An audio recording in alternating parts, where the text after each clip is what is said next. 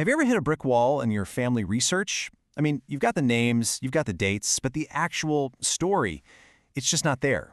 Well, in today's Explainer, we are going to unlock a super powerful and honestly often overlooked tool that can change everything. The good old county history. Does this look familiar? You've tracked down the census records. Maybe you've got a birth certificate. You know your ancestors' name, their age, their birthplace. But who were they? What did their world actually look and feel like? It's such a common frustration for genealogists, right? You have all these facts, but the real narrative is missing. Well, according to genealogist Robin R. Foster, whose work is the basis for this explainer, the answer might just be sitting on a library shelf. Her whole idea is that these local histories are the bridge that connects those, kind of sterile documents to a vibrant, lived experience. They add the color and the context that really make a family tree come alive. In fact, Foster has pinpointed 11 distinct types of clues that are just hiding inside these books. You should think of them as 11 different keys, each one ready to unlock a different room in your ancestors' past. So let's explore how to use them. Okay, first things first. Before we can really get who our ancestors were, we have to understand where they were. We've got to build their world from the ground up, and that starts with a map. And we're not talking about just any old maps. These are basically treasure maps to the past. They show the old roads and the rivers that were like the superhighways of their day. These were the very paths your ancestors used to migrate, to trade, and to connect with all the neighboring communities. So here's the game plan for using these maps. First, check out how the county line shifted. It's actually not that weird for an ancestor to have lived in 3 different counties without ever moving an inch. Next, trace those old roads to really get a feel for their travel network. And finally, locate the early settlements. That's how you'll find the true heart of their community. All right, so now that we have the physical map laid out, it's time to bring it to life. We're moving from just geography to the community. We're going to reconstruct the social fabric of your ancestors' world. Think about it. A census gives you the data points, right? Name, age, occupation. But a county history, that gives you the story behind the data. It's where you'll find these amazing, detailed biographies of pioneer families, the real origins of different immigrant groups, and the stories of the churches and schools that were the center of everything.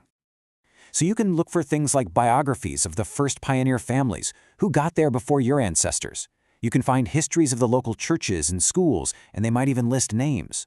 You'll learn about what people did for a living, what the big local trades were. And these histories can also reveal difficult truths, like mentions of enslavers, which is absolutely crucial for understanding the complete, honest picture of the community. So we've got the place and we've got the people. The last step is to put them in motion. This is where we use the county history to place our ancestors right into the major events of their time. And this is the key part, to find the documents that prove they were there. County histories are fantastic for context, especially when you're talking about big military conflicts. So, for example, if you find out your ancestors' county sent a whole regiment to fight in the Civil War, well, that's a massive clue about their potential experiences and a very clear sign to start digging into military records.